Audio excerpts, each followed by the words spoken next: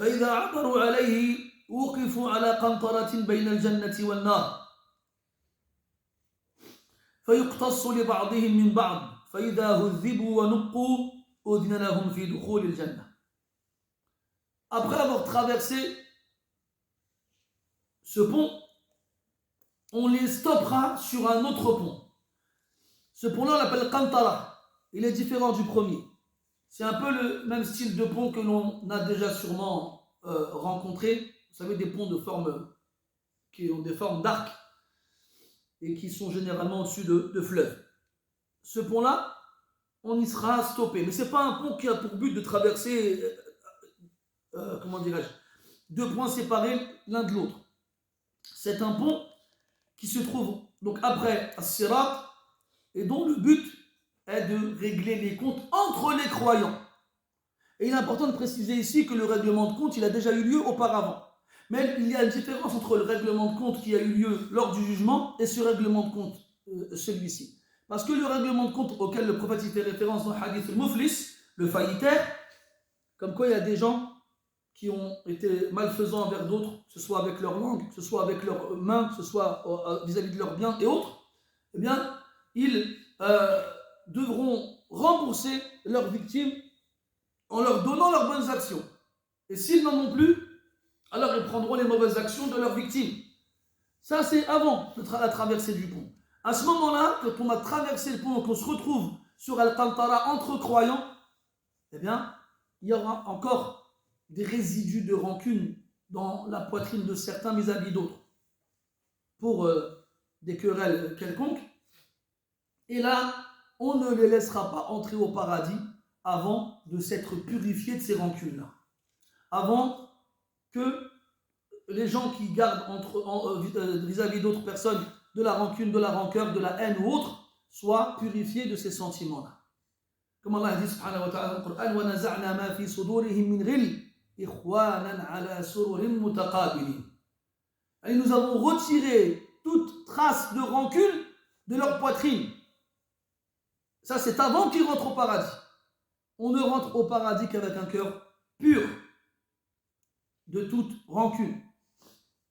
Et comme les savants ils disent, quand Allah tabaraka wa ta'ala nous parle des gens du paradis et de leurs caractéristiques nobles et louables, eh bien, ils nous disent que celui qui veut faire partie des gens du paradis, ici-bas, avant même d'y avoir mis le pied, qu'il agisse comme agissent les gens du paradis.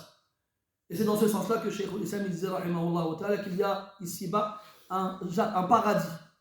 Celui qui n'y entre pas, il n'entrera pas dans celui de l'au-delà. C'est celui de la foi.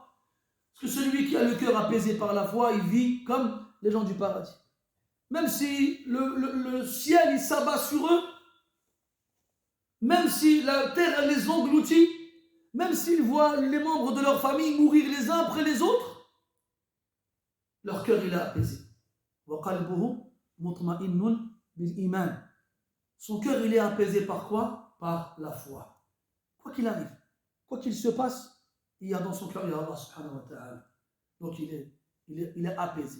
Et c'est pour ça qu'Allah dit subhanahu wa ta'ala, Man amila salihan min dhakarin aw unza wa huwa mu'minun falanuhyiyannahu hayatan tayyibah.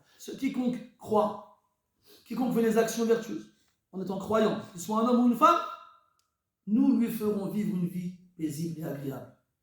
Ça c'est fi dunya.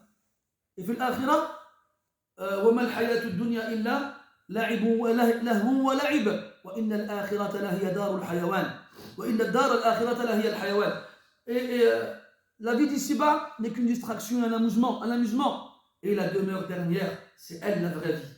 Les gens jouent la résurrection, justement le kafir quand il verra ça, qu'est-ce qu'il dira? Ya laytani qaddamtu li hayati. Donc ici, il avouera que ce qu'il a vécu avant, c'était pas une vie. C'était pas une vie. Khayal, hulm, sarab, c'était une illusion. Un songe, un mirage, c'était pas une vie. Il dira Ya laytani qaddamtu li hayati. Quand il recevra son livre dans sa main gauche, il dira quoi? Ya laytani lam uta kitabiyah wa lam adri ma hisabiyah. Ya laytaha kanat al-qadiyah. Ya laytaha. Tu vois, tellement elle est haqira, tellement elle est insignifiante pour lui à ce moment-là, qu'il ne la citera même pas. Tahqiran li sha'niha, pour montrer à quel point elle ne vaut rien. Ya laytaha, Il n'a pas dit Ya layta hayati kanatil qadiya. Non, elle ne mérite pas d'être citée. Elle ne mérite pas. Mais le croyant, lui, il vit ici-bas et il vit dans l'au-delà. Il vit ici-bas avec le cœur plein de foi. Et il vit dans l'au-delà à récolter les fruits qu'il a semés, ici-bas pour l'éternité. Donc, les gens se purifieront. Lorsqu'ils seront purifiés, nettoyés, alors on leur permettra d'entrer au paradis.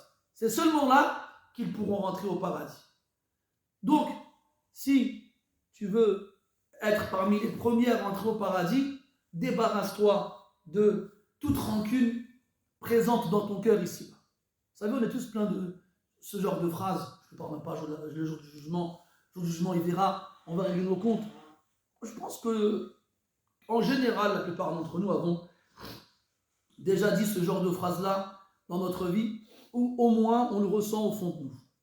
Mais souvenez-vous du hadith où le prophète sallallahu alayhi wa sallam a parlé d'un homme qui va rentrer à la mosquée et qui fait partie des gens du paradis. Puis un homme qui rentre. Le sahaba, il regarde comme ça, il ne sait même pas c'est qui. C'est un homme lambda, pas quelqu'un qui attire l'attention, pas quelqu'un qui est remarquable, quelqu'un qu'on connaît. Alors le sahaba, il se demande pour quelle raison il a le droit, il fait partie des gens du paradis. Il y en a un d'entre eux, il a dit là, je vais l'accompagner pour voir. Il va le voir et il reste avec lui 3 jours consécutifs, il l'observe. Il ne voit rien d'exceptionnel. Limite, il fait moins que ce que les Sahaba font en général. Puis au bout de 3 jours, il lui dit écoute, tu dis la vérité, ce qui s'est passé, voilà. Dis-moi, qu'est-ce que tu fais de spécial pour que le prophète nous dise que tu es un homme du paradis? Alors il lui dit écoute, moi, comme tu as pu le remarquer, je fais rien de particulier de plus que ce que tu as pu voir. Mais tous les soirs avant de dormir, je vide mon cœur de toute rancune. Je pardonne à tout le monde. Je ne garde rien dans mon cœur contre les autres. Ah, il a dit, c'est ça. C'est celle-ci qu'on n'est pas capable de faire. C'est celle-ci. Il y a un salaf, j'ai oublié le nom, il a dit tasaddaqtu bi'irdi ala al-muslimin. C'est fort. C'est-à-dire que j'ai offert mon honneur en aumône aux croyants. En gros, vas-y, fais ce que tu veux avec, je te demanderai rien devant Allah subhanahu wa ta'ala. Et là, c'est vraiment des choses fortes. Et c'est pour ça que ces gens-là, ils méritent le paradis. C'est-à-dire que pendant que les croyants sur ce pont-là sont en train de régler leur compte, toi, tu seras juste en train de regarder la porte du paradis à ton caisson. Et donc, forcément, tu feras partie des premiers à rentrer. Forcément. Parce que toi, tu n'as pas besoin de régler tes comptes avec les autres.